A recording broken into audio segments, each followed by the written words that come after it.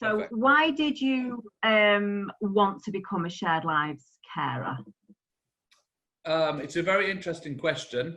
I'll give you a little bit of an overview of what happened. I was a therapist, and I had a client who couldn't be at home.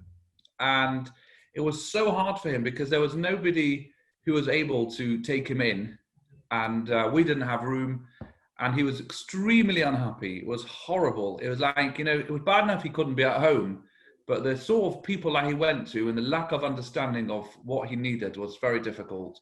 And my wife said, Yeah. I think we need to build a loft, she said, at the time. And then actually someone mentioned to me, well, why don't you become a foster carer? It's such a need. And I said, no, I'd never be able to do it. It would be such an intrusion. I absolutely ruled it out and didn't even think about it. Then we had this young man. He came to stay with us about nearly 4 years ago, maybe nearly 5 years ago. I think it was nearly 5 years ago. He came to stay with us, and someone said, will you just have him for 1 week? And I said, oh, okay, for 1 week, we'll do it, And he came and he stayed here. He got along very well with the children. And we realized it was so doable. And we looked at also that Shared Lives had a very good financial package for Shared Lives carers. Therefore, that was another thing that would make it doable for us, and we would convert our house. When this guy left, then one of my kids mentioned, I feel like I've lost a brother, he said back then. So it was very sweet. And basically what happened was that we applied to become Shared Lives carers, and I loved it, really did. That's how it happened, really. It was kind of by mistake. So when you join Shared Lives, there's obviously a process of an induction. So how did you find this process? Because it doesn't happen quickly, does it?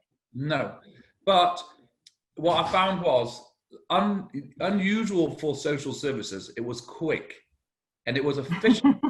Yeah, you got a phone call, you made a phone call, you got a phone call back, someone came to visit you, and it was quick and they were enthusiastic. It was somebody called Melanie at the time.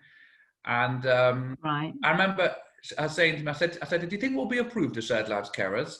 And she just said to me, well, I think you will be if I'm doing my job properly, she said.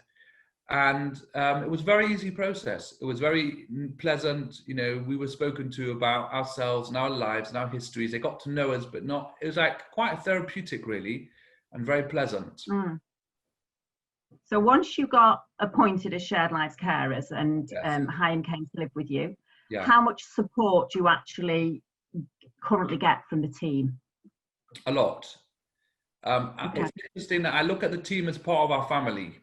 Like I say about Chaim, you've got Daddy and Mummy, you've got Avremi and Batsheva, and you've got Mo and Diane. We work very closely together. During the coronavirus, we had to make difficult decisions. If Chaim would be able to do what he wanted to do, then it would be risks involved. If he didn't do, then you were not really allowing him to do what he wants to do and what he needs to do, which is again antithesis of what our job is. So it was very important that we could speak through with you and Diane, at every stage and be on the same page. It wasn't like you were telling us what to do. It was very much felt like you were respecting what our views were and completely supporting them no matter what.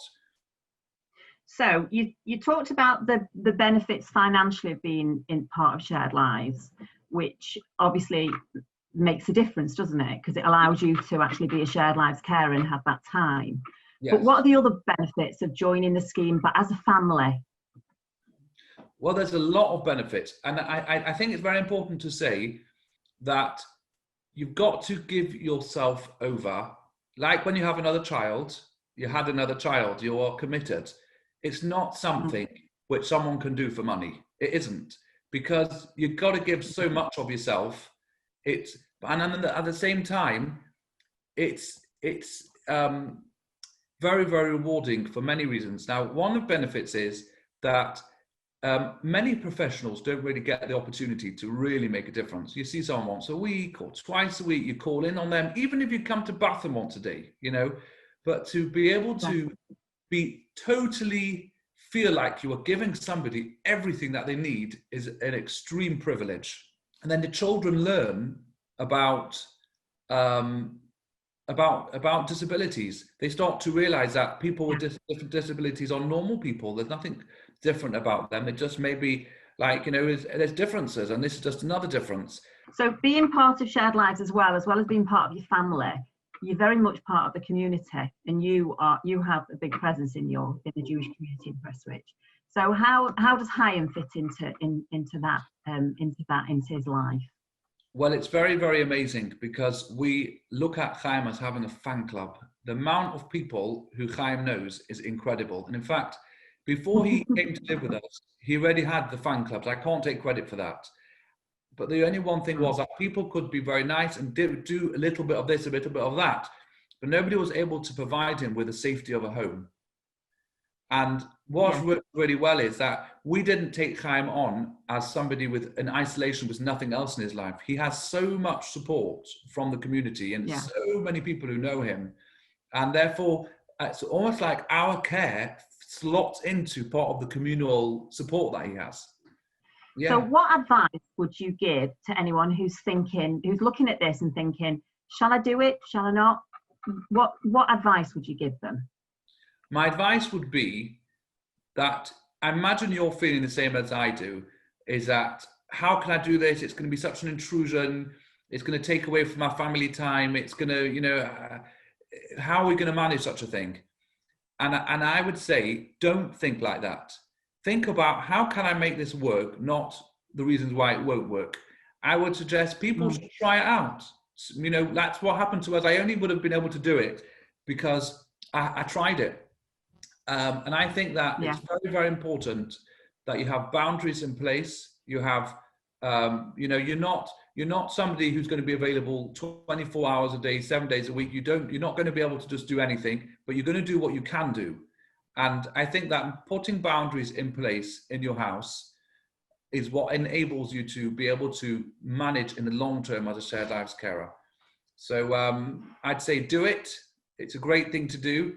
And don't be put off by all the work that you think you need to do, because it just, like you have another, you know, a child who just, it fits into the background of your life, and it works amazing.